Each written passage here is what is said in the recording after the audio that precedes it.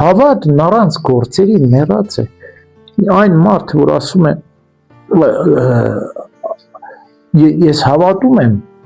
բայց բարի գործ չի անում, ինչպես Հակոբոս Առաքյալն ասում է, դու հավատում ես, լավ ես անում, դևերն էլ են հավատում եւ չեն դադարում մեղք գործելուց։ Եվ եթե մարդը հավատում է եւ բարի գործեր չունի, ուրեմն կեղծավոր է։ Ասում է, հավատում եմ, ասում է իմ մեջ կենդանար աղբյուր կա, բայց այդ կենդանար աղբյուրը մի հատ ծաղիկ չի աճեցրել,